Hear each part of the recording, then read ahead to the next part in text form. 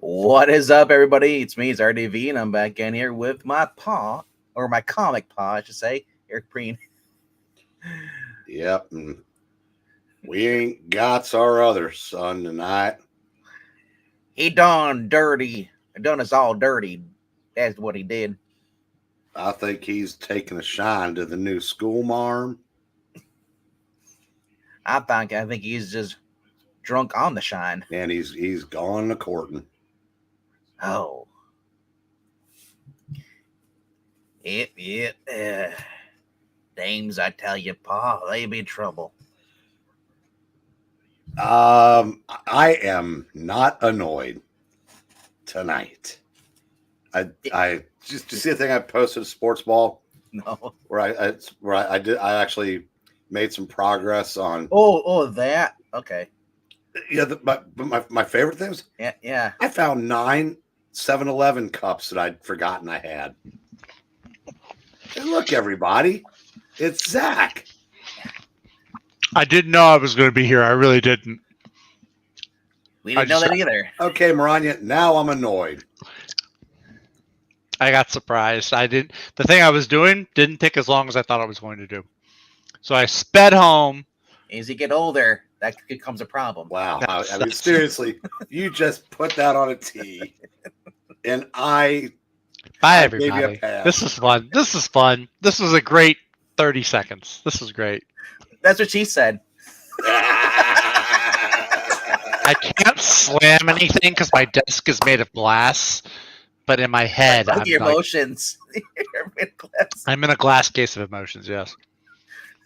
What's up, Under Quinn? One's like, dude, Jay. Show up for y'all, and this is what I get. Zach, I've got bad news for you. More? You've missed a lot of these. And Yeah. a lot of things like Venkman has gotten legitimately funny. Is he legitimate now? He has moments. No. It used to be he had moments.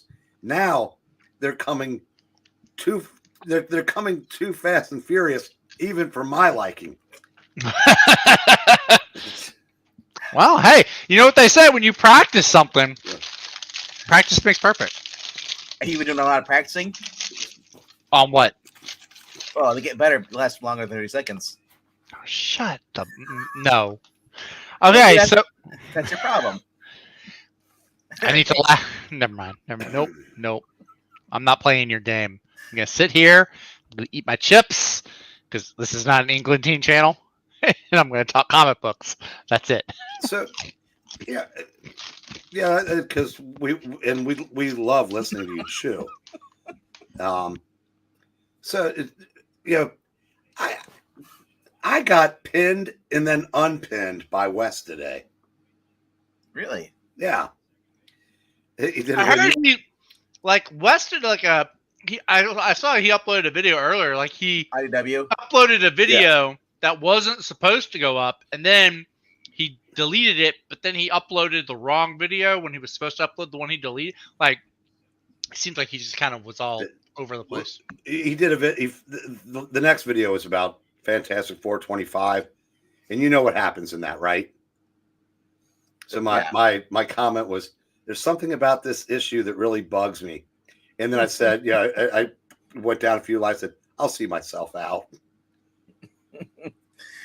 He gave you a heart, didn't you? Yeah, a little heart. Well, I was pinned, but then I got unpinned for somebody that compared people not liking this to people not liking gay marriage and interracial marriage. Yeah, I don't know what that was about. That's cringe. I got unpinned for SJW cringe. Yeah. Apparently you're coming in a little hot right now. It says hot as in loud, says Jay. Actually, what I do, Jay, I just turn the volume down. I'm using my normal microphone. I was checking to make sure it wasn't this one. Because this is the one I use if I'm not wearing my headset. But RDV likes it when I wear the headset. So I wear this to please him. So you're supposed to please your girlfriend, not me. She's sick tonight. That's actually why I'm late. Why you're not pleasing her? She's sick.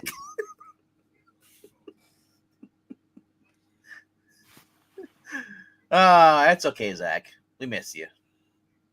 Do you? You just miss having a dog to kick. That's what it is. I don't kick dogs. You're Or a below a cat. dog. A cat. Oh yeah, there it is. There it is. That was actually pretty good. That was good timing on that one. I will give you that. You've never heard her say that before. That's good timing. Too early. I shouldn't have said something. That's okay. At least we're not talking about dick tonight. Yeah, you opened the can of worms. Now he's. That's last. Stop him before he jokes again. That's next week. I believe I think it's next week. Dick Tracy book. There's not going to be time to goof around next week. There isn't, unless everything gets pushed back yet again. There's I'm in double figures next week. So this week, I could drop all the issues. I could not get any of the issues that are coming out on my pull list and just get the trade because there's an awesome trade come out this week. It's never been released before. And I know, Brain, you're not getting DC, but maybe you already have all these books from the post-crisis era. Oh, yeah. For those who don't know, the Triangle era has been collected in one giant omnibus by Jerry Rodway. It's not one of the little digest size. It's a big one. No, it's a big omni. No, $130, I think it is. But to me, it's worth it because it's never been collected before anywhere, unless you went and actually collected all the Superman titles in the post-crisis era. You do not have the Triangle era collected. And I thought about it because I was kind of like, man, there's so many titles to collect for that Superman run. It got to be where it was almost like I'm gonna need a couple long boxes just to put these books in. And I realized so I kind of just never really I stopped collecting them. I do read them through digital means, but I'm happy that now I can actually get that that Triangle era collected. Because my other thing I want to get, because I already have the Man of Steel books by John Burns. I think there's like 3 or 4 volumes. 9. 9? Is there really? Wow. Yeah. Well, I got the first 3 or 4. But who was it? Somebody said that either it might have been Jay had recently just got the Exiles omnibus. You mean Marvel Exiles? No.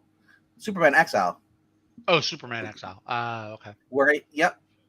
So that's where he actually meets Mongol. He goes into space. He leaves Earth because he's afraid he's a burden to Earth, because he has a split personality. So he leaves, goes there, goes into a war world.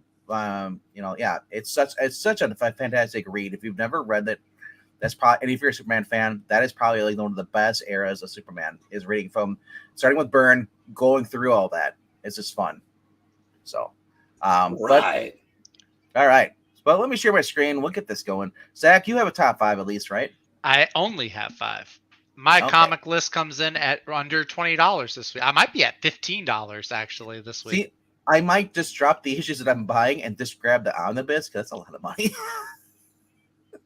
So, most of them are $3.99. I have one that's $4.99. I've never seen the other supposedly later volumes of the Byrne books. I've only ever seen like the first 3 for sale. So maybe they just were never released, unless somebody who's got all of them. I'd be interested to see all of them on their shelf. And your shelf hasn't been broken yet. I actually got an omnibus last week. I haven't been here in like over a week because I got an omnibus last week that I wanted to show off Thursday, but I couldn't because I didn't have power. Okay, yeah, this is okay. At first I don't know why I thought this was the trade tab because I have 2 tabs open. One's the trades, one's the normal. And this looks like a trade. Those the World's Finest and Superman books, the covers, because they look so muddled. Yeah, where it says $3.99, that's your clue that it's not a trade. Well, yeah. Once I was like, click the tab, I saw the X-Men. Anyway, though, Zach, you haven't been here in a while. We're gonna let you start off with your number 5. How hospitable of you! Well, we want to laugh at your choices first. I don't think any of my choices are laugh worthy. I think they're all good. Breen might not care for 2 of them because he brings up X-Men. No, I'm not getting X-Men. I did get Uncanny X-Men. I got number 2. I still haven't read any of my books from last week. They're sitting on my kitchen counter. I need to read those. Okay, number 5 this week though is gonna be we're gonna go with this one. We're gonna go with the brand new one. It's an indie book. It's from Image Comics, a guy that we all like, and one guy that most of us don't like. Daniel Warren Johnson paired with Riley Rossmo on The Moon is Following Us. Daniel Warren Johnson is writing and doing art alongside Riley Rossmo. Colors are Mike Spicer. And it has that wild, chaotic, frantic, violent look to it that I've come to love from Daniel Warren Johnson. Of course, I also expect it's going to punch me in the gut emotionally. Where is this book? You must have passed. It shouldn't be that far down. The Moon is Following Us? The Moon is Following Us. It couldn't be that far down. Unless it is. I think it is. Dang, that's a shame. Nope, there it is. There it is. Okay. Between Sonic and Silver Sable. Yeah. So I still don't know all that much about it. So I'll just read the synopsis. It says series premiere, so I'm hoping it's an ongoing and not just a limited run. It says Sam and Duncan Lamar loved their 6-year-old daughter Penny more than anything in the world, but half a year ago she was taken by the Cascade, an evil force they barely understand. Now Sam and Duncan must fight side by side with the magical beings Penny cherished to try to get her back before she's gone forever. So sounds really Daniel Warren Johnson. He does do a lot of like really good family stories. Transformers has had kind of bits and pieces of that. Do a Power Bomb was like that. I don't know where I got Thunder barrel roll. But so his story is for sure gonna kick ass. And then I think I know we like to dog on Riley, although I liked Riley Rossmo on the Sandman series. I think that if Daniel Warren Johnson's doing a story and is doing art, I think Riley Rossmo is a good partner for his art style. So I'm really, really curious to see. This would also, I know that this would definitely be a skip book. He would be picking this up for sure, just for Daniel Warren Johnson alone. My question is, you have Daniel Warren Johnson. What do you need Riley Rossmo for? I mean, he's doing writing. Maybe he just wants to have somebody help pick up the slack, or maybe it's because he was also working on Transformers too. That's a Rossmo cover. What you just saw before is the variant wraparound by Daniel Warren Johnson. They're similar. The difference is going to be the coloring. I don't know if Mike Spicer did both colors or not. The art switch is going to lower the score. I agree on Quinn, because as soon as especially if you go, either Daniel Warren Johnson has to lower his art quality to Riley Rossmo, or Riley Rossmo has to step up his game, because if they're both doing art in this book, or it's just Rossmo doing the art. Well, the other thing too is if there are magical beings or if there are non-humans involved in this, I think Riley Rossmo gets a little bit more appealing there. But I think it'll be great either way. There's a Ryan Stegman variant, and then there's I think it'll be great. So Kingdom Hearts variants. A Kingdom Hearts variant. No, thank you. I was one of those. I did not care for Kingdom Hearts. My brother and sister love it. They swear by it. I don't care for it though. I will be getting the probably the Daniel Warren Johnson wraparound, just because it is Daniel Warren Johnson. But I think he probably had Rossmo, probably because they started this when he was still on Transformers, and so he probably didn't want to spread himself too thin. So it's like Tony S. Daniel when he got his book. He did that weird elf whatever book where he came out last year. I was picking up. One got that. He was basically Tony S. Daniel was doing, because he was working with Scott Snyder on. Oh, Noctera. Noctera. His own Tony S. Daniel's own book got basically pushed on the back burner. Yeah. So he released it afterwards, and I was reading it, and I was like, that was a series. It was kind of weird. If you weren't really used to, if you don't like that's the problem with a lot of these books. If you do not write these as separate stories instead of writing for the trade, and they come out like every other month, it kills the reading, because there's no recap, and you're just supposed to expect the remember where you left off. It's ridiculous. Well, in my opinion, Daniel Warren Johnson has done no wrong. No. So I trust him implicitly. I do like Riley Rossmo Sandman. Y'all can have your opinions on that. I thought it was good.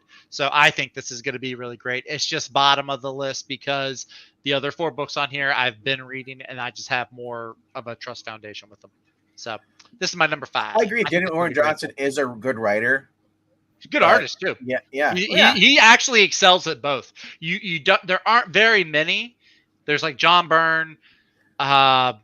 There's probably 1 or 2 other ones. Byrne's the big one in my head. There's very few that do both and that do both well. That's you can have somebody do both, but not necessarily do both. The reason there is that many because the comic industry has pushed out the actual talented writers and artists.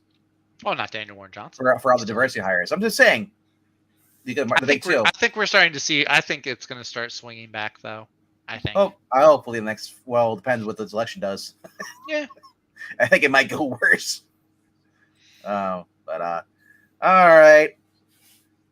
I will let Mr. Breen go next. Do you have a 5? I have a number 5. Then I will go next. Well, I thought you said that your books were building up. I thought you had a lot. They all got pushed back. Oh, they got pushed back. I just looked. If everything that's supposed to come out next week does, I'll have 11. Got Breen with 11 books. Yeah. What is this Twilight Zone we're in? Destro is my number 5. Because I need a number 5. This book has been okay. I guess if you're a G.I. Joe fan, you might like this more. Jay, you might be more interested in this. It's kind of everybody likes to shit on Scarlet. I think Destro is probably equally as bad. If anything, or they're both average. They're both mid books. Absolute heresy. If you read Duke and you read Cobra Commander, those are phenomenal books. This, like I said, by issue 4, I'm like, oh, maybe we'll finally get to more of the action with Destro. All you need to add is some cupcakes and some Mariko Tamaki book. Yeah, so I'm gonna check it out though. Like I said, hopefully it gets better.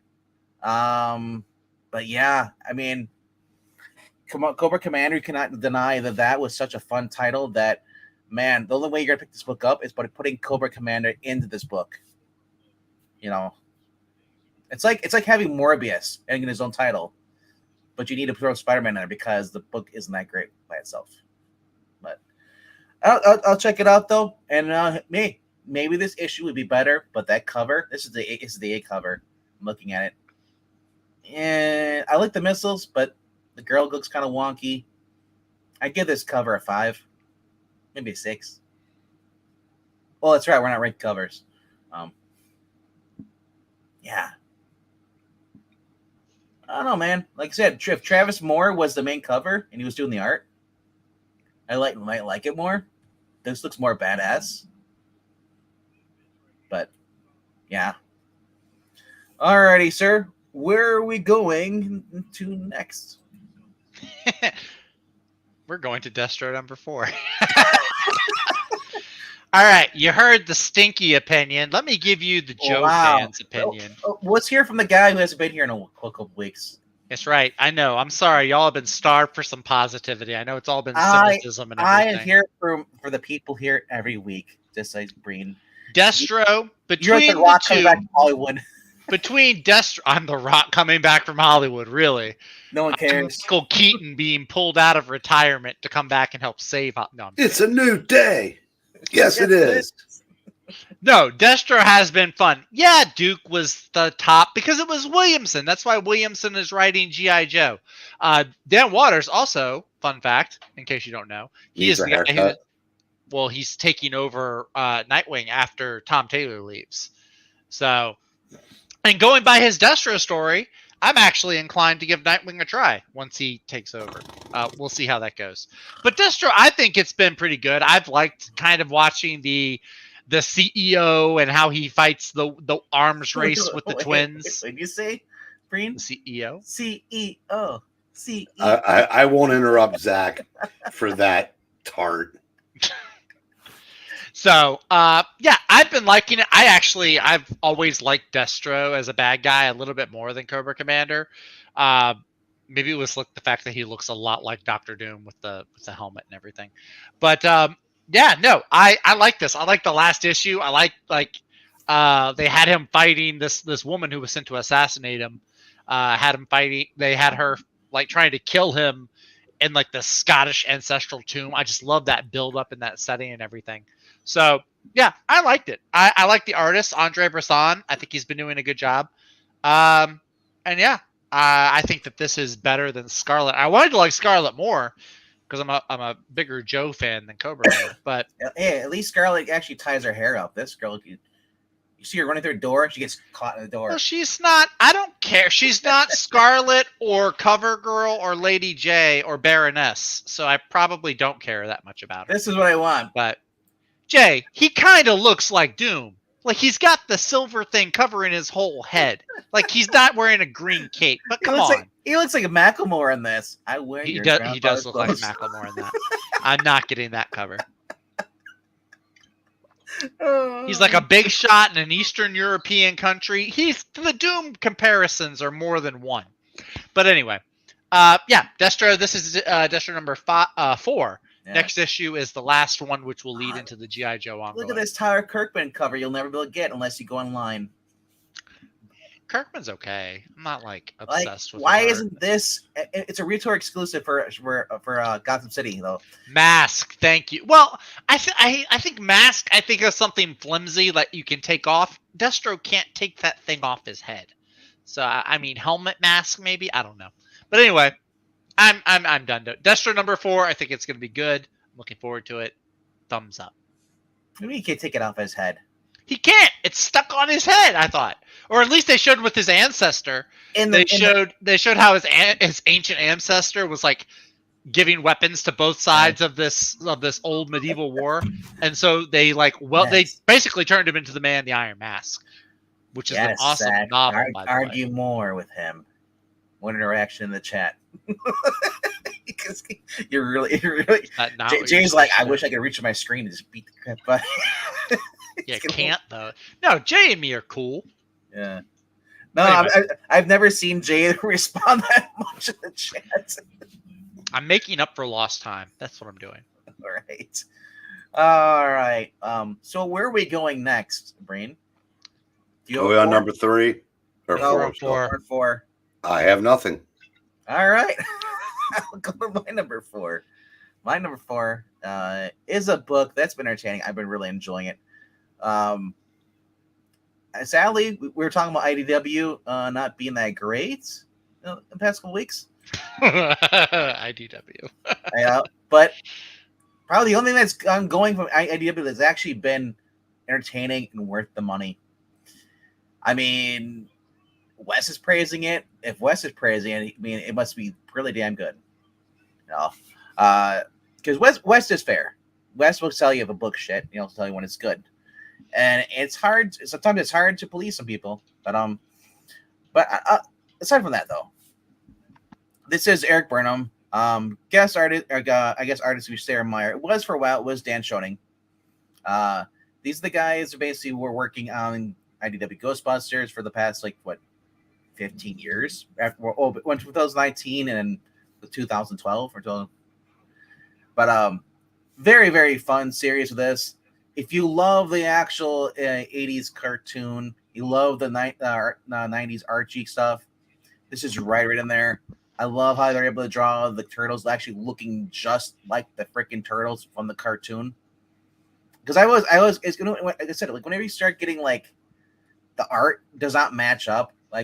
We read on this channel on Sunday, we read the Archie meets Teenage Turtles, In that book, there was another story where the turtles looked horrendous. They looked like real life turtles, where and it was just disturbing. They had scales and everything.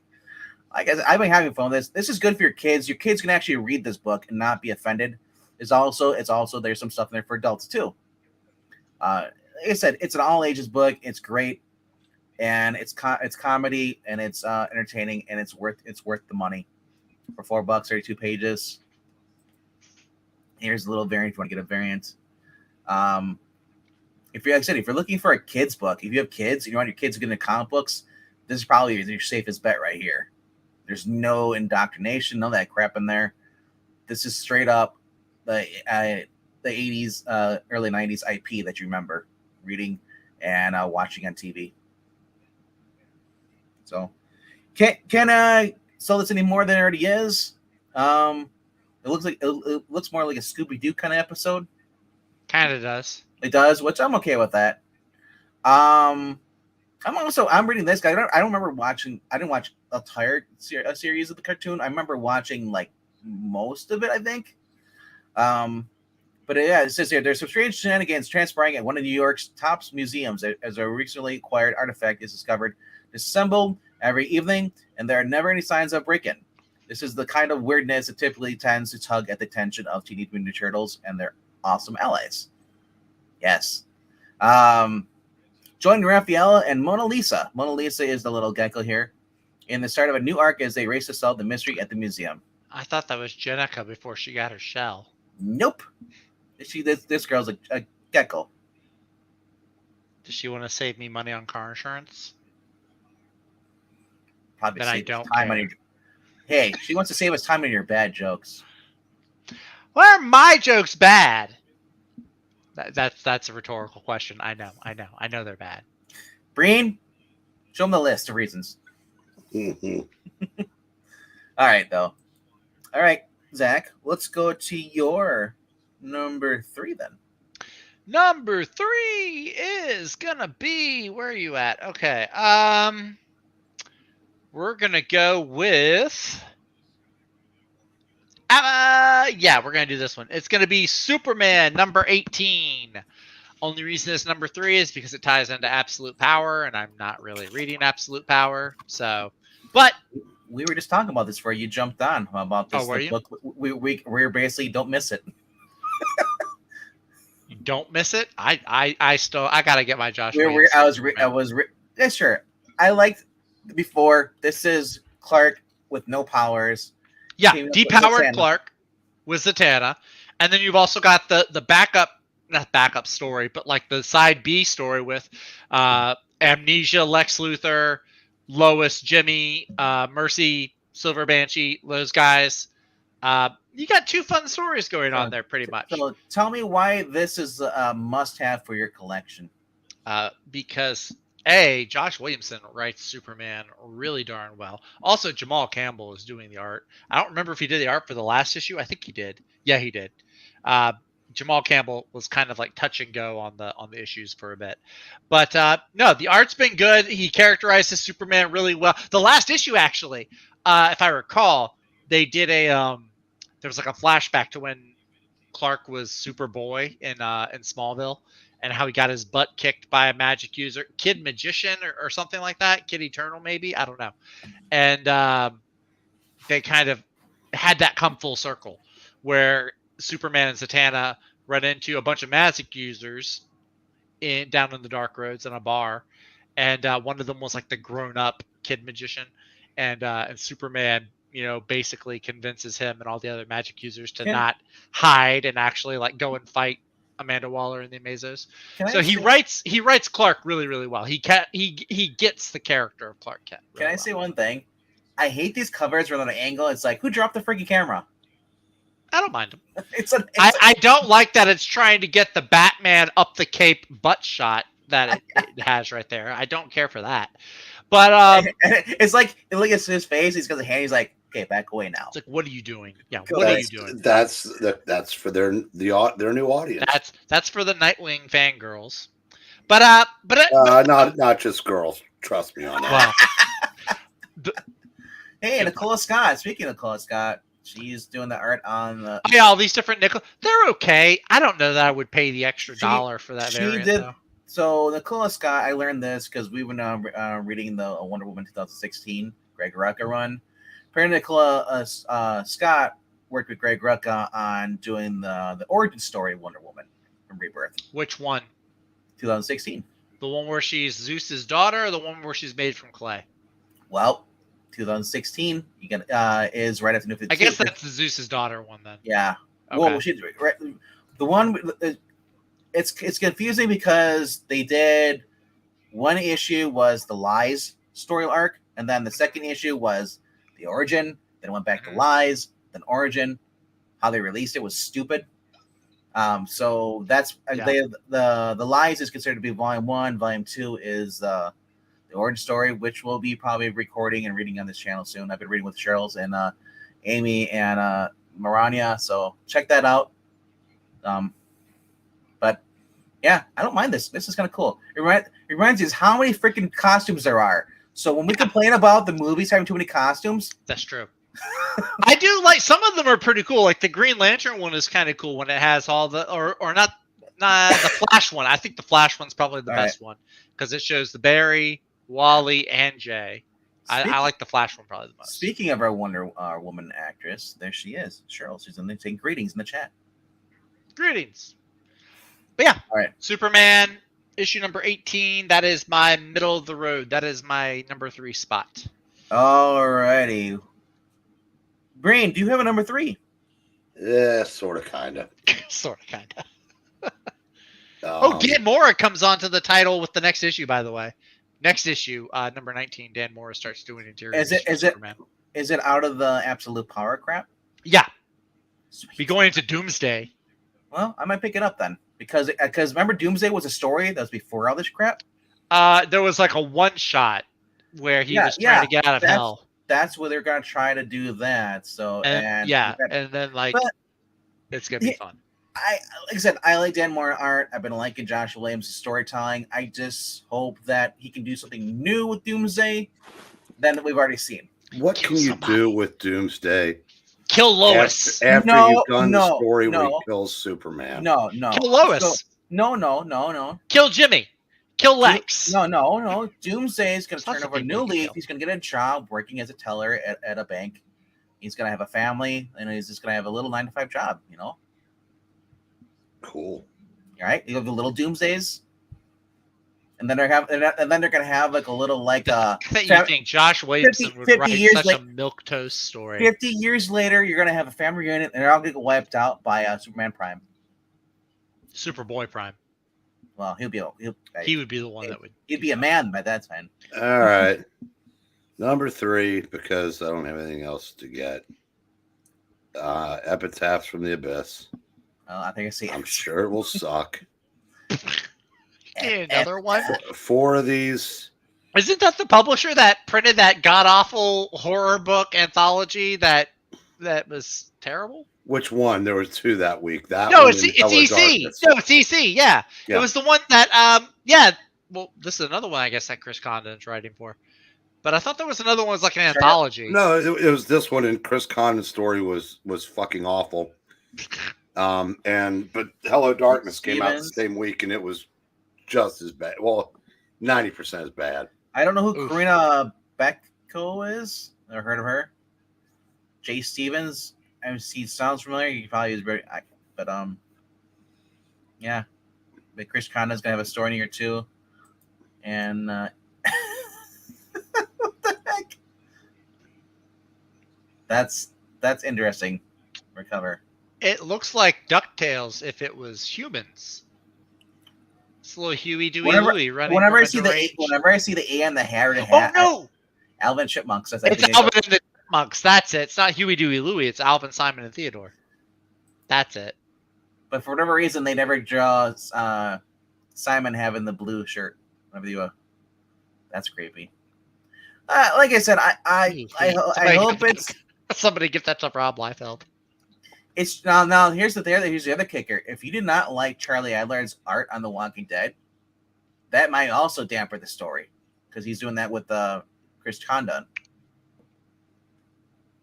But his art doesn't bother me. But if he the next thing Chris Condon wrote in one of these wasn't political, wasn't very good either. So what they should do is copy Kirkman's style and just do less dialogue and more sequential art. Well, they've already abandoned every tenet of an EC comic. Less dialogue would be the final nail because dialogue and exposition heavy was what made EC one of the things that made Sure, EC but if you're putting crappy writers on there, I want less writing from them. Here's an idea. I can see the either awesome tell them to pick it up a notch or get a different crappy writer. Because I said, for those of you that are looking forward to him on Green Arrow, for one thing, I realized that without Jacob Phillips, Chris Condon is very, very, very, very, I'll say very until we start ranking covers left. Yeah. And if he doesn't understand Green Arrow, we're going to get we're going to get basically a mouthpiece for Democrat talking points with a Van Dyke and arrows. Yeah. Speaking of Arrow, I saw an interview with Stephen Amell. Was kind of pissed off that that John Cena and apparently what's his name? The guy who took over now. He's going to do the Superman stories. Josh Williamson? No. The movie. James Gunn.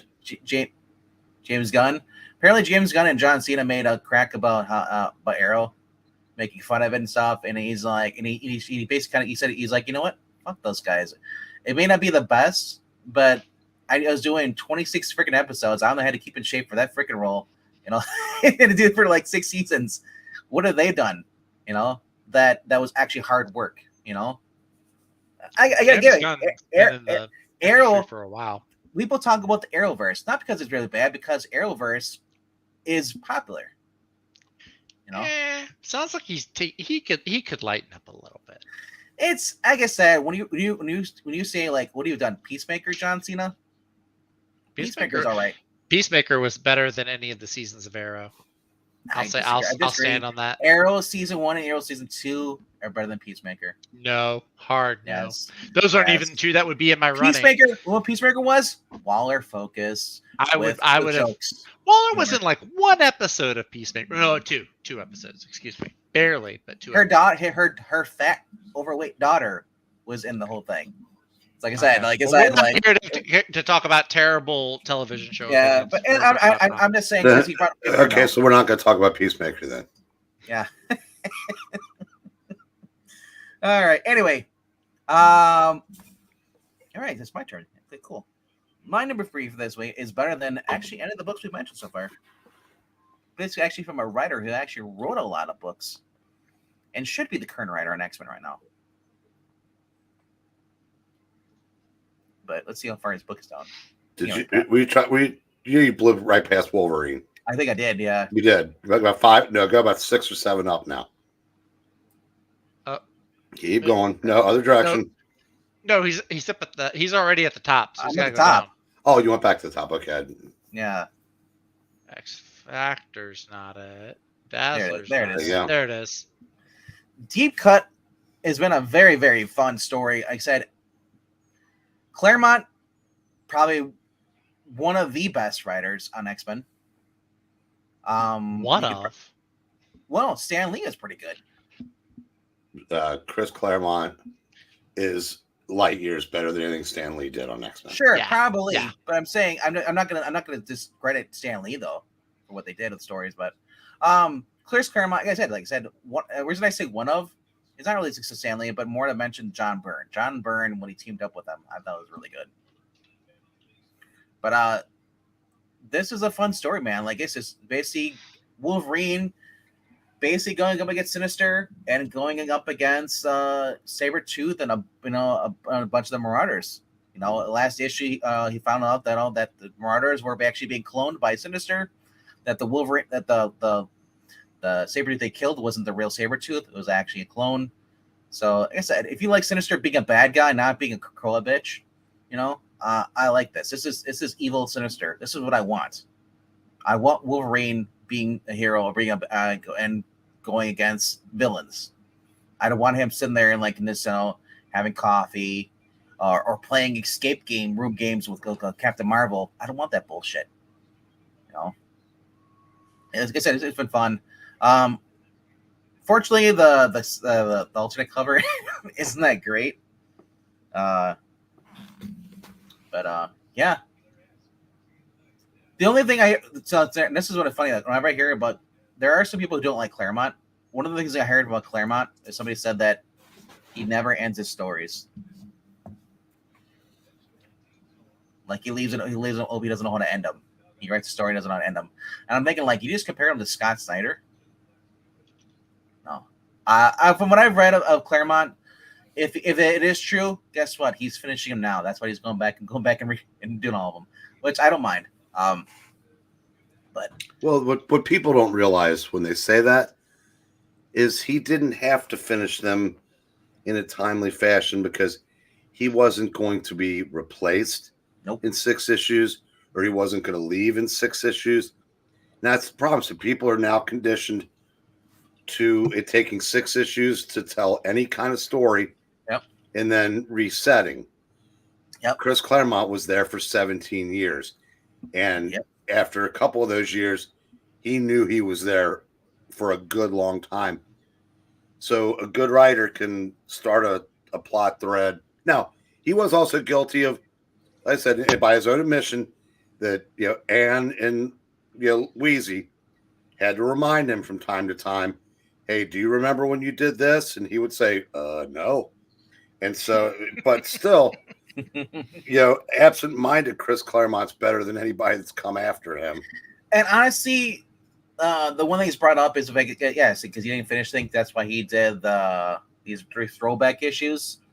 The one he did with not Gambit, but the one that's after that. The one he just did before this. I'm trying to think of what it's called now. Metapore Nights. Metapore, yeah. That was great. He took what was seemingly an open ending, from the original X-Men issue, and then he continued it, and it wasn't cringe. It's not like he's going back. It's like these guys going back and he's like rooting the legacy or rooting that comic book. No, he actually gave it a decent ending. It was really cool. I like to see Captain America teaming up with Wolverine, and all, especially get flashbacks to World War II and stuff. These are the guys that can do it. I mean, I love seeing World War II stuff when they do the characters correctly. Characters that should be back there. Also reminding us that Black Widow has in her system where she's able to age more slowly than other people because of the Red Room. I think it's the Infinity Formula. It's the same thing Nick Fury has that keeps him looking young. Yeah, like I said, it's great when people are able to remind you that, hey, there actually used to be meaning behind these characters. So, like I said, if you're tired of Krakoa era and you don't want to read current X-Men, you don't want to do Gail Simone, check out Claremont, check out Wolverine Deep Cut, go back through and even check out Claremont's previous throwback issues. Especially if you're really like, I don't really want to buy Marvel today. A lot of Marvel sucks. Claremont books do not suck that are coming out. But East Extreme X-Men was really good too. So, alrighty. Hey, what? Eric Breen saying, wait, there's there's S in there. Oh, God. Oh, look, there's Ash.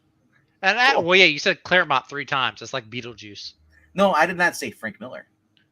No, you said Claremont. Exactly. When you talk about Claremont in relationship to X-Men. Zach, when you say Frank Miller 3 times, then he appears. Okay, so you have 2 instances you have 2 names that you can call.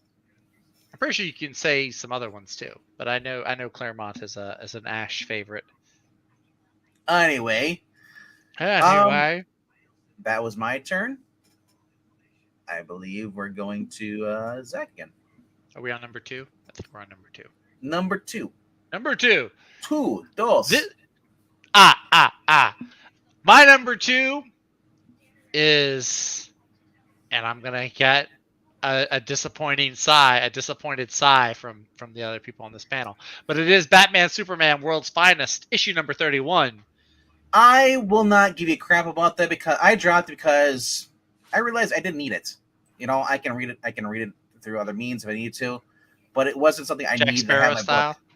Yeah, I like it. Yeah, it wasn't something I needed to have in my pull list. At the end of the day, do any of us really need comic books?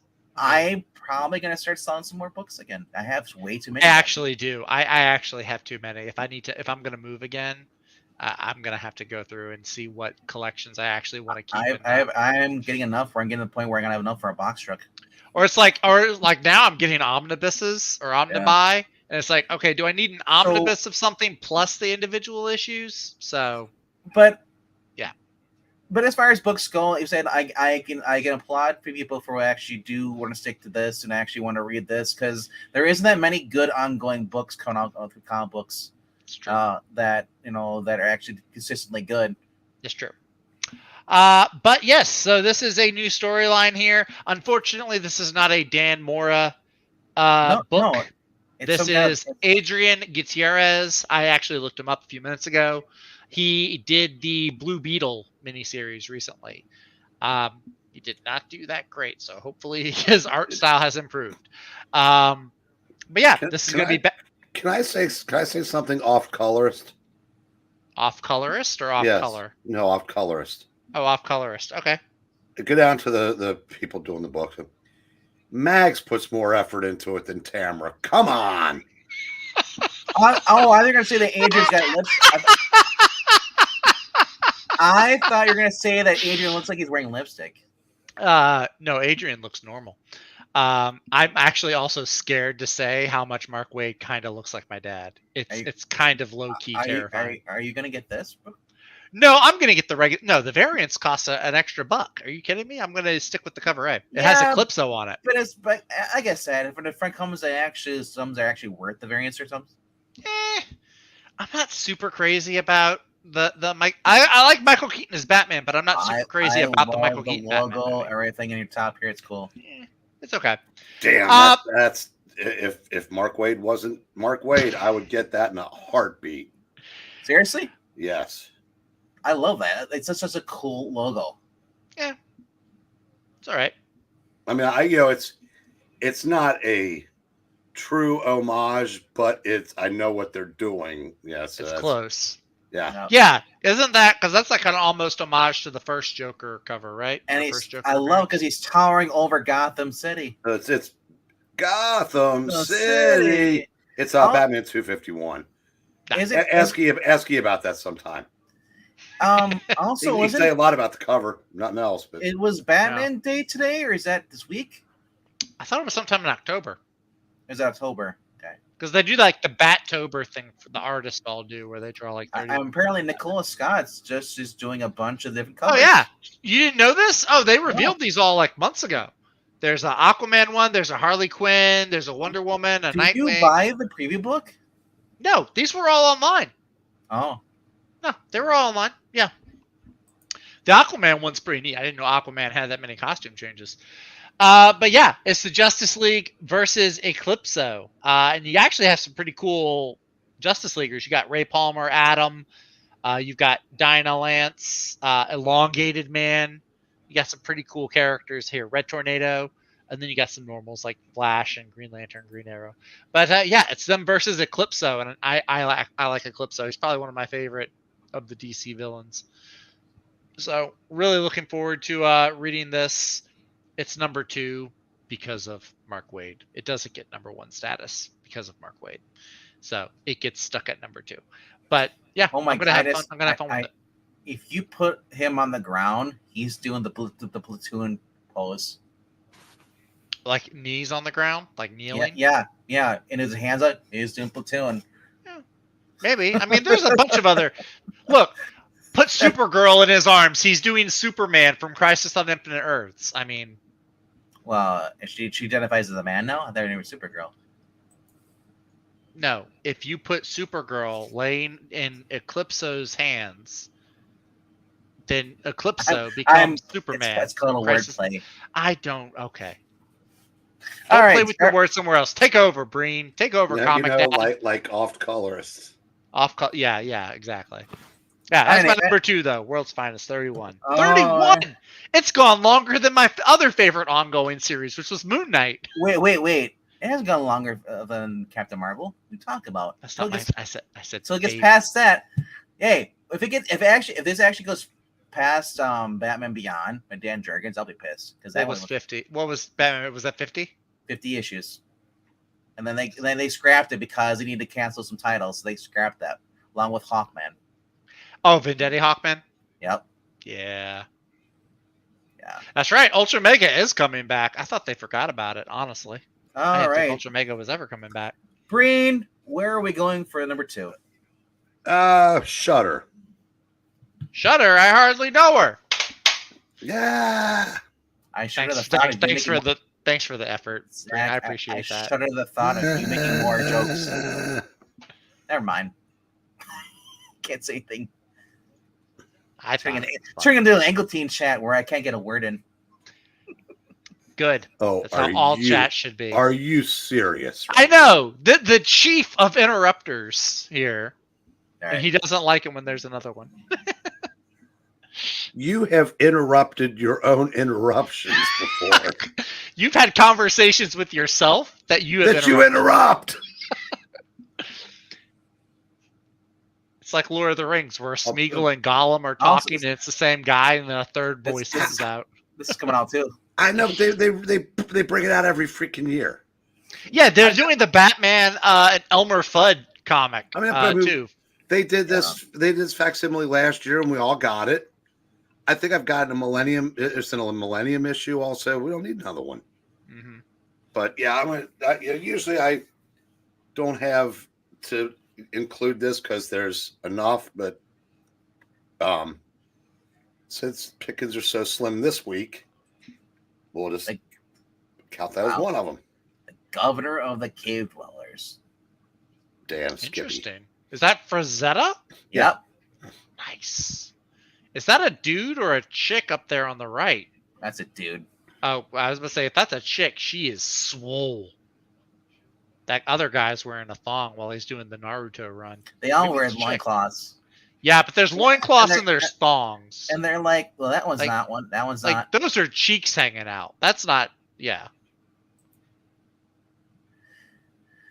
All right, revise the iconic Warren illustrated horror magazines of the 60s and 70s by replicating Warren's early page layouts and publishing new classic-styled work by original Warren artists, writers, and editors. Each issue is a highly collectible, instant classic like ramen noodles. Speaking of, I saw something the other day where James Warren was at a show recently signing stuff. Wow. 94. Wow. Did he know he was there? Yeah, well, he's still sharp as a tack because remember he's one that raised the ruckus about Creeps magazine. That's why they had to change the name to Shudder. Oh, okay. And so for the first issue, they just did a complete mock-up of Creepy #1. Undead Quinn, do you have any books this week? I'm going through. I don't see any. I think he said at the beginning he didn't have any books this week. All right. No, Frazetta, if he did any Conan, it would have been not affiliated with comics because Conan didn't start in the comics until 1970. I don't know how much Frazetta was still doing by then. My number 2 for this week is by an artist and a team. I really don't care for the art, but I really love the storytelling. It is the prequel to Long Halloween by Jeff Loeb and Tim Sale. Looking forward to this. New edition of the final collaboration between Jeff Loeb and Tim Sale. Prelude the Batman to Long Halloween, which you can find on this channel here. Even Ash, who's in the comics or chat here, he was actually the Joker for that series. And we just started recording Dark Victory. So we already got one issue in. We're going to start releasing those soon, getting up to Halloween. Very, very fun series. Like I said, though, I'm not the biggest fan of Tim Sale's art, but I hope it's better than this cover. Luddite. This cover does not look like it's Tim Sale. I don't have a thing with Tim Sale. I do have an issue. Like Long Halloween wasn't long enough. You had to make a sequel and then a threequel. But I gotta say, this is a Tim Sale cover, but this looks nothing like the Batman he drew in those books. Yeah. So it was just a rush job.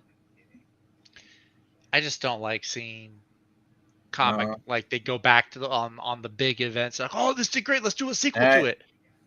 All right, yeah, reprinting. Yeah, so it's reprinting the final collaboration. So was this released before? I don't remember this being released. But it says new edition. So yeah. I don't remember it being. I'm asking you guys, the older people who are in the chat, who remember this. Was this ever printed a prologue? I don't remember this. It's 0 of 10. So it's going to be an ongoing thing, apparently? Series? That's cool. Looks like they're reprinting Long Halloween. You think so? Well, look. Gonna be even longer. I don't know. The Last Halloween, the new ongoing series. That's cool. So Jeff Loeb's returning. Edward Rizzo is doing the art in here. So it's not Jeff Loeb, but Jeff Loeb did the covers. So they're using his art. Now, Jeff Loeb's the writer. Tim Sale. Tim Sale, you know what I mean? Tim Sale, yeah. Tim Sale art. Cover. You know what? I'll probably. God, break your rule for this. Guys, it's tempting. Isn't it? Yeah. I saw this and I was just like, man, this is great. You know. Yeah. If I can convince myself, because the stink of Mark Waid won't be anywhere on it. I mean, these look really cool. It's going to be a 12-issue series or 10-issue series. Yeah, I'm Klaus Janson doing art now on the third issue 3, issue 2. They're going to have guest artists. That's cool. But they're using Tim Sale's Mark Chirello. Wow. So like I said, I'm more excited for this than anything else coming off the DC right now.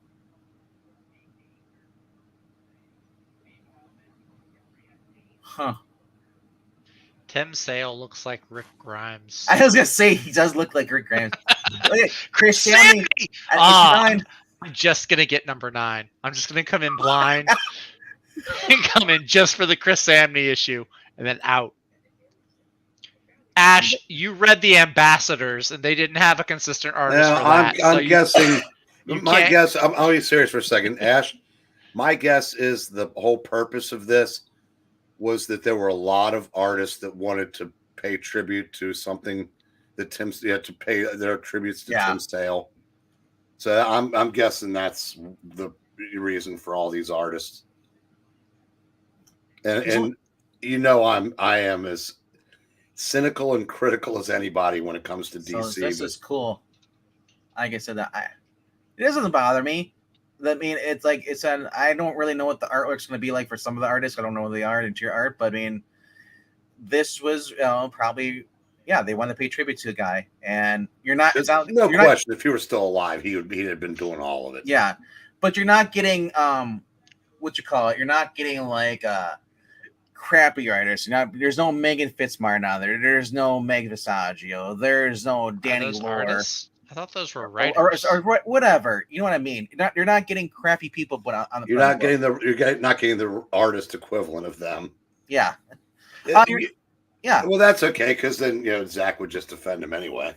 I don't. What are you talking about? Like I said, there's no of the current other writers that are currently seeing at Marvel and DC are on there, which is great because they actually paid respect to Tim Sale's and Jeff Loeb. Like I said, it's fun. I like this. I said I'm looking forward to finishing Dark Victory, and then when this series comes out, I'm just gonna start reading all of it, and it's gonna be fun. And but you guys can wait for the trade or wait for the reviews to see if it's good or not. But you'll know. I'll be reviewing it every Thursday night here at 9 p.m. Eastern on this channel with Eric. I don't know about Zach though, but Zach is kind of like the wind. I just come and I go. You're like the colors. You're like the colors. You're like the colors of the wind. Wow, I did not have Venkman quoting a Disney movie song on my bingo card for today. I didn't have Zach referring to himself in the third person on mine. All right, that was my number 2. Where are we going to next? Whose turn is it? Is it Brains? It's you. Me? Okay. Oh, we're on number 1 then. Okay. Number 1 book of the week, in my opinion, that I'm looking forward to. Image Comics, Skybound, Larry Hama, Paul Pelletier. I think I said his name right. We have G.I. Joe, Real American Hero. This is issue number 310. Action is ramping up. There are mutant Cobra Troopers. There are regular Cobra Troopers. Cobra Commander has like there are troopers that are posing as troopers. There are troopers. There's ninjas. There's missiles. There's mutants dive bombing out of airplanes. The action has raked up big time, and There's I've guys been with loving jetpacks. this. There's dogs and cats living together. No, It's there's crazy. none of that. It's There's mass none of hysteria. that. There's none of that. There's cats with grenades. There's dogs with machine guns. There's a lot of good stuff. G.I. Joe it's had a nice little build up, and now we're getting the explosive conflict of Joe's versus Cobra. Andy Kubert It's cover. awesome. Andy Kubert cover, which is always a plus. It's just great. I don't know what to tell you. If you don't like this, you're not American. I don't like this. You're not American, Pa. I'm sorry. Today I found out my pa was a communist. No, I'm just That's okay, son. I still love you. Yeah, it's okay. My cover has been blown. He's like the Red Guardian guy in the Black Widow movie. No, more like we are the Americans. But yeah, no, this series has been a lot of fun. It's great extra G.I. Joe action. Different universe, of course, than the other stuff, the Energon universe. But I mean, it's just great. Ton of fun. The art has been really good. I was kind of nervous when this new guy came on, Paul Pelletier, but his artwork has been solid. Paul Pelletier's been doing books that you've known for 30 plus years. Yeah, but then I mean, well, it was Chris Mooney before, and I think the mid '90s Outsiders series. He did the art, I believe, on every issue of that. Mm-hmm. And he started on the second X Mutant series when Malibu had the title. Mm-hmm. But he's been around for. Oh, he also did one of the Aquaman series. Oh, not one of them. Yeah. Chris Mooneyham actually comes back with the next issue. So as I'm saying that, Chris Mooneyham comes back in 311. Is this about a boy and his dog? That's a wolf. And yes, but no, they're not the primary focus. I don't think you joined us last Thursday, did you? No, my power was out. We had a little hurricane down here. I gotta ask, did you get your books? I picked them up on Friday. Yeah, he hasn't read them yet. I haven't read them yet. You're gonna love Geiger then. Oh, Geiger was good? Geiger was probably one of my favorite books that came out that week. Nice. And I usually don't like Geiger as much as I used to, but I mean, that picked up. Barney is great. Did you say those books are on your counter? Yeah, they're on my kitchen counter. Geiger counter? You got one! You need to do a little clip of what's her name from the Ghostbusters. We got one! Every time Breen says a zinger. But yes, this is my number one book, though. It's great. Get it. Be American. These are real American heroes. What I need to bring back is the mid. No. Nobody needs to see that guy again. Everyone does. Okay, so EVS can't stand Jeff Loeb. Jeff Loeb books just went up on my radar. oh god, I wish they did for me. I like Jeff Loeb on Special Projects, but Jay had mentioned he'd like to see him on Superman in action. Now I don't care because Mark Waid still works there, but if he wasn't, I would not be in favor of that because he's one of those guys that wants Superman to be completely mired in the Silver Age. Yep. Complete with sniveling Clark Kent, and I just do not like that version of him. Anywho, we're on to number one. Number one. I suspect we have the same one. I suspect I do with my paw. So we'll just go straight to you. All right. Yes. So we can get to the trades. Yes, because I know that Zach does not have the number one, just like us. Because what is number one Ultimate X-Men number 7? No. Because Zach doesn't want to be cool. I don't. I'd rather be unpopular. He did do a good Batman Superman run, I will say. That was the one I think he did with Ed McGuinness. Yeah, I didn't think it was all great, but oh, this is also coming out too. The reprint. Yeah. Good series. Oh, Crisis on Infinite Earth, that creepy monitor face. Number 6, yeah. That's cool. As we go further down to the best book because they bury it because it's amazing. Oh, I know what it is. It is Kosher Mafia number 2. Yeah. I knew that. I knew this.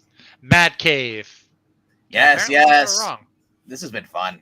A book that just came out of nowhere like an RKO. Howard and Ephraim. Just one stream. One stream with no wrestling references. I would love it. Adam! If only I could get one episode without the bloodline or Roman Reigns. That'd be great. This book is neck strong, wouldn't you say? I would say it's very neck strong. I would say that this might even be on the level of the devil. And nothing's on the level of the devil.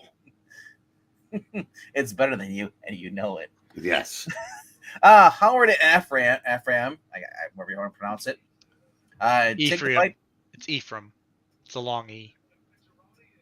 Howard and Ephraim. Oh, I've heard it pronounced Ephraim. Is it Ephraim? Okay. Well, no, I've heard both. I've heard it pronounced Ephraim. I not doing a bit. I've heard it both ways. I'm going to do a bit. I'm going to say a long E is a 40-minute goodbye. Dang, you were right. You were right. He has gotten better. Those lessons have really been paying off. That was good. They're taking the fight directly to the German-American Bund, hunting for answers. Basically, two guys who were part of this Jewish mafia decided they're done with the Germans and the Nazi sympathizers during World War II in New York, and they're basically going to start. Actually, it's not in New York. Apparently, it's in Cleveland. All right, and Cleveland. Yes, Ohio. I thought you meant Cleveland, like the Cleveland Rocks. show. Cleveland Rocks. No, Drew Carey show. Better. And he's quoting Ian Hunter. Yeah. My God, this is a new Venkman. Yeah. This is a new day. Yes, it is. Sorry, Zach. I had to do one more. Hey, look, it says wrestle, so we have to talk about wrestling. Oh, boo. So basically, it's the during World War II, and the German sympathizers moving into the United States, and basically targeting the Jewish community. And these guys say no more. So you got this thug who basically was the enforcer for this Jewish mafia, was supposed to take out this accountant, who basically wanted nothing to do with it anymore, but they decided to work together because the Jewish mafia won't do anything. So they're like, well, screw this. We're going to fight back. We're going to start taking them out. And it starts out with a banger. It is just awesome. It was slight correction. It's 1939. Is it 39? Okay. Yeah, it's before our involvement. And you know what? You know what I'm expecting out of this series, Venkman? Well, banger after banger after banger. Sorry, Zach. MK, that's what I was going for. I was trying to do the voice. I don't think it came across that good. Oh no! Oh no! See, no! I can't do it. Yeah. If I go too nasally, I sound like Fran, and I'm not aiming for that. So you just want to say that's nasty. That's trades. Nasty. All right, on to the trades. All right, Beneath the Trees is coming out, but you can skip that. No one really wants to read that. You can skip these other two books. Ultimate Spider-Man, fun series. I don't care what you say about still making now. omnibuses for that? Yeah, it's the fourth one. Wow. It went for quite a few issues. But there's the trade dress, but the one you really want to get is right here, Superman the Triangle Era Omnibus. This is just awesomeness. You also have the Jay Garrick Flash over there. If you haven't got that book, pick that up. Great series. That is the artist who is doing the new JSA ongoing from Jeff Lemire, by the way. So if you want are getting peek, anything from there, and I would say if you don't have these collected in single issues, break your Mark Wade rule right there and pick up this. This is great. Well, it doesn't apply to trades. Yeah. Oh, it doesn't? Okay. Did you see Ultra Mega on the previews sheet? I don't know what Ultra Mega is. Well, it's Ash's book. They said shame on us for not having it on the list. I mean, I wouldn't have had it on there anyway. Was that the one I missed it the first time around? But hold on, is that the one that was in the Image when they had like the Walking Dead anniversary thing? They had like different books in there. Ultra Mega might have been one of them. I don't know. I can't remember. But so in other words, you're saying he's ultra mega disappointed. Yep. All right. There's your Zach pun. No, my puns are better than that. This is awesome. Yeah. So basically, following the years of the man, these reverent stories return with Superman, the Triangle Era Omnibus Volume 1. Look at this. The creators here: Dan Jurgens, Jerry Ordway, Louise Simonson, or Simonson if you listen to I Love Comics, Roger Stern, John Bogdanov. Then you have Bob McLeod. Dude, it's great. Collects Superman 1987, 49 through 63. Starman is included there because it got to include the Crisis. Or is it the Crisis of Crimson Kryptonite? Yep. Then you have Adventures of Superman 472 through 486. Action Comics 659 through 673. Superman and Man of Steel 1 through 8. All together, and for almost 1,376 pages. And dude, $125, case bound, dust jacket cover. And it's so great they don't need another cover for it. Because you have this one. You have them in front of the American flag. You know why? To piss off every single freaking SJW working currently at DC. And the readers who don't buy the books. And all that's missing is Truth, Justice, and the American Way in the corner right here. Oh my! And having Dean K with a thumb give a thumbs up. But very, very fun series. It's just great. All right. But other than that, let's go look at some other trades. Joker of the World. I've never read this one. This looks like it's newer. Is this? Never read that. No idea. I don't think it's modern. I want to say it's 90s though. 2000s. Jason Fabot. Oh, Jeff Johns. Jeff Yeah. Johns and Jason Fabot. Oh, that's got to be mid 2000s or mid 2010s. Yeah. This collects, let's see. No, it doesn't say what it collects. It just says the Joker is known as a homicidal artist, Agent Chaos, and the Clown of Prince Crimes will take on more than just Gotham. Inside the dark, twisted confines of Gotham City, the Joker has been the Clown Prince of Crime, but beyond the bridges, alleys, and skyscrapers, there's a whole wide world he can inflict terror on. Joker's about to travel around the world in 80 days, including the United States, Brazil, Argentina, and more. Written by teams of top international talent, including Jeff Johns and Jason Fabok. It doesn't tell you what it's collecting, though. I guess it's just it may not be a collection, but an it might original be story. something they're just burning off because it looks like it's an anthology with different creative teams, and they might have had this Jeff Johns, Jason Fabok story in the can. They might have done this. Yeah, it must have been around the same time they did the Three Jokers story. Because the two of them did that. It says here, it says 2023 Fabok. But if you're not telling us anybody else is on that, yeah, it's you might be paying $25 for one story. Because 184 pages, so there might be a whole be a whole lot of Drek in that. So that's been great with it going as far as Jay Garrick Flash. Very, very fun story. Great story. Legacy story. G.I. Joe, Real American Hero, Volume 1. I'm tempted to get back in this because it's Grunbeck.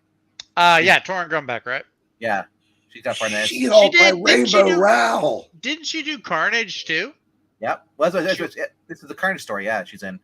Well, I thought she did I thought Carnage had his own miniseries or title or something. Carnage, yeah, she was working on that. Okay. Al Ewing was doing Venom. Yeah. Somebody told me the other day that that Al Ewing's Thor was. I think it's Al Ewing on Thor. Somebody told me that it's worth looking at. All Immortal Thor, or whatever it's called is. Yeah, Immortal Thor. Yeah, I think that's it. Somebody told me it was worth looking at. People say that about the Immortal Hulk, and I'm like, it's not. The Immortal Hulk was actually, a lot of people seem to like Immortal Hulk. Maybe it was good, but it's not the Hulk I like. Yeah. One of these days, maybe I'll try it. Batman Inc. So yeah, if you want to get the complete series, $30, or if you want to get the Morrison book, it was that short. Yeah. Yes. Then he had Superior Ireland. You can skip all that stuff. Yeah. Crave, you can skip that too. Yo, Venom versus Wolverine. That's what I'm talking about. Some late 90s, early 2000s violent Marvel. Yeah. Also, deluxe edition for the what's it called? Long Halloween. But modern. Let's look at the Venom modern era quickly, and then we'll get over to the comic book rankings. I think there's one. When I was coming into Marvel, this stuff was all that I saw on Marvel's website. 1 through 18 of Venom from 2003. This is who's the writer on this? Daniel Way. Yeah, the art was terrible. I kind of what was it? 2003. I would have been Francisco Hera. Look at he's in hiding. You don't even show his face. Should be. 15-year-old me dug it. So Paco Medina was on here too. That guy still he's right there. Penciler Paco Medina. I like that guy. He's the good. cover. Yeah, he's the cover Paco artist. Medina. He's there. You go. So I don't know. All right, but Batman Day, yeah, release. There you go. Long Halloween release again.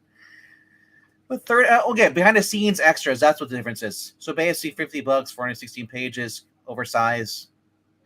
I mean, I like it when they're the large books. You know, yeah, those I love those. Like they did for Firepower and what was that called?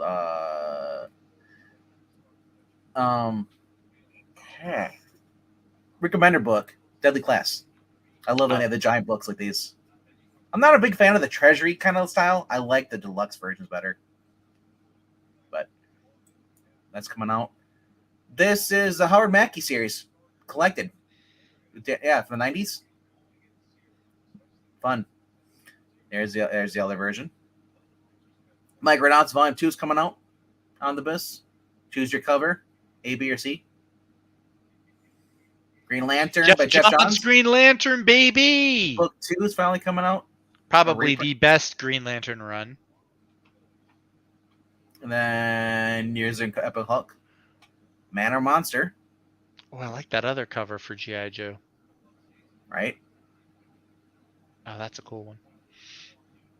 Look at all the bad day. There you go. You want to get that? That's a pass. Dark Knight 3. There you go. The Governor Race Ash. That's still sitting at my shop. Like nobody wants it. He's got the white hard dust jacket cover and everything. Nobody wants it. He's selling for like $20. Wow. Yeah. Taking $100 hit on that. Hades gets a comic book now. Really? We're at that spot. Yeah. All these Disney villains. Yeah. There's the Darkness Complete Volume 3 coming out. There's a foul play on some of the EC. There's another book for that. Yeah, pop it open for just a second. Pop it open. All right. As he said about the Pringle can, and he couldn't stop. Yep. Night, Ash. Okay, so this is. See, Ash. Okay, so this is the Jack Davis one. There's been a bunch of them focusing on different creators, and yeah, I believe they're done in black and white. Doomsday, Hide and Go Shriek, Witch, Head Room, Chop Talk, Coffin Spell. That's cool. Alfred Feldstein. Right. Let's Play Poison. The Black Bears. Let's Play Poison. The Coffin by Ray Barry. Yeah, cool.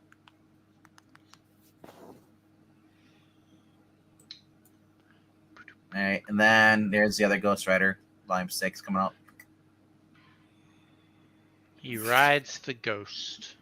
You know, there's an Errol Stein book coming out this week too. Army of Darkness and Xena. Yeah, that's I'm tempted because for whatever reason they're releasing all these Reanimator. They're also doing Ash Gets Hitched, Steve Niles, Ash Saves Obama, which was horrible. Wow. But look at this. Wow, that's a ton of Ash. Yeah, Ash, you left too soon. That's a ton. Like, what is it coming up on like a big anniversary or something? I don't know. Let me see. I just saw this. Well, the movie Army of Darkness came out in 1984. Evil Dead. Well, maybe it's an October thing. Evil Dead came out October 15th, 1981. Evil Dead 2 was in 87. We'll go Army of Darkness. Army of Darkness, 1992. Let me say release date. When? February. No, I think it's probably got more to do with Evil Dead.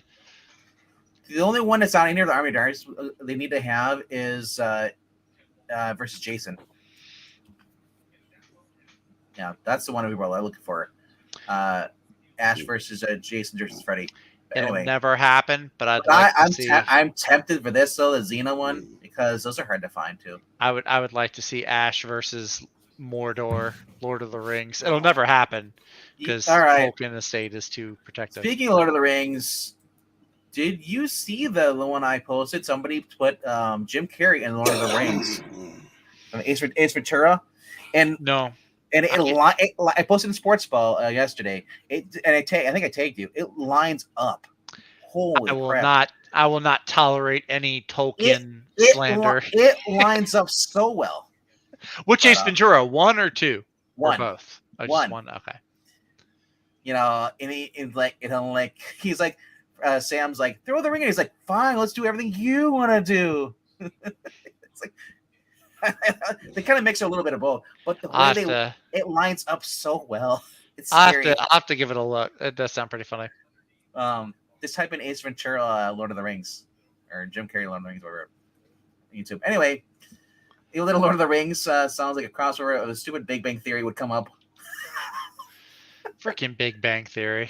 Hey, they can't be bad because they said Adam West is the definitive Batman. So no. if you like Adam West, he's the definitive version of Batman, but he is not the definitive Batman. That's Kevin Conroy. But as far as I don't know what's going over on I Love Comics. I imagine if you don't see it up there, he's running late, or didn't he say he had car trouble earlier today? I don't know. I thought he had car trouble. Well, if he's not changing his oil, like I told him, I think he will have. Well, it wasn't to do with the oil. I think it was like a chain, engine chain or something. But there is nothing scheduled apparently right now. So, but yeah, check it out. Go look up, or I guess subscribe to I Love Comics. Subscribe here if you haven't done that. And if you can, please click like and hit the notification bell once you subscribe so you get all notifications so you're never going to miss another episode of this. Because you never know when Zach will show up. But, you do. I'm like some TV show where like what was it, like Home Improvement, when Jonathan Taylor Thomas got to a certain point and left the show and then he'd come back every day and it was like a big deal. That's me. I'm now Jonathan Taylor Thomas. I'm thinking about putting all the episodes together with Zach on there. This is the Zach Omnibus. A Zach Omnibus. A Zach collection. Of all the readings? Collection of Zach. So you're saying you're a big deal. He's 6'2". I'm a 6'2" deal. Well, you're 6'2". Yeah, so that's big. It's pretty big, pretty tall. Anyway, all right, though. But thank you guys for being here.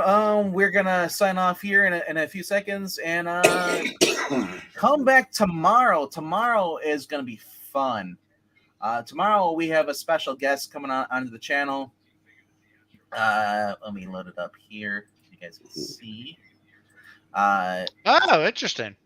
Yeah, I'm just seeing the thumbnail. Oh yeah, you're just seeing it now. Yeah.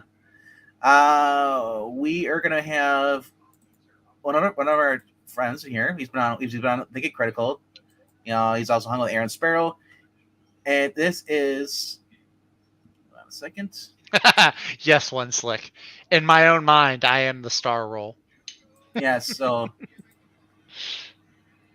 well, I put it in the background. I didn't want to do that, but that's okay. I don't know what I'm doing here. This guy. Yeah. Oh, no, nobody's there. No, I gotta put in display, but we're gonna have Dolan Wag is gonna be on the channel tomorrow around 8 p.m. Eastern. He'll be gonna talk about the new books that he's gonna be starting up and writing, and he's also got Aaron Sparrow is gonna be doing some editing on the books. They just started with the TCM press. Yes. Now, is there a possibility that all annoying Aaron Sparrow will be on tomorrow? It is possible, but he's California boy, so he may not be able to make it on time. Well, it's 5 o'clock. I know that, but there's no guarantee. Aaron is entertaining to listen to. He heard that I'm gonna be wearing an AEW shirt, and he's like, I don't want to deal with that, you know. But yeah, he's got some cool books coming out. He's got it looks like I think Aaron Sparrow is editing one of them. Yeah, there you go. Yeah, editing by Murphy and Aaron Sparrow. I think that might be for. I can't tell which one is. No, that's Silent Nights, maybe. Silent Nights, because I actually Silent Nights, I had to take off the other variant cover, but Oh, was it too risque? well, no, I had to put Dolan on there, so. Oh, yeah, you should probably show the guy's face. Yeah, that's a good point. Yeah, I figured that. So, but yeah, it's a new thing. New York Comic Con, I think it's already started, right? New York Comic Con, or is that next? If Scott Snyder is pitching this stuff to Jim Lee and everyone else, how are they not saying Popeye culture? I turned on the stream. That's what Aaron heard us talking about him. He decided to show up. I think New York Comic Con is next week. Yeah, no, it's next month. It's from October 17th. So, they will be exclusives. You're going to New York Comic Con, check that out there. But we're gonna have exclusive with the Dolan Wade coming on the channel, and then possibly even Aaron Sparrow. There you go. So I can hear myself. Check it out tomorrow night. It's gonna be right here at 8 p.m. Eastern on this channel. Dolan Wade coming on, possibly Aaron Sparrow. Stay tuned for that, and we'll see you tomorrow, guys. Have a good one. Later. Happy New Comic Day. Good night, kids.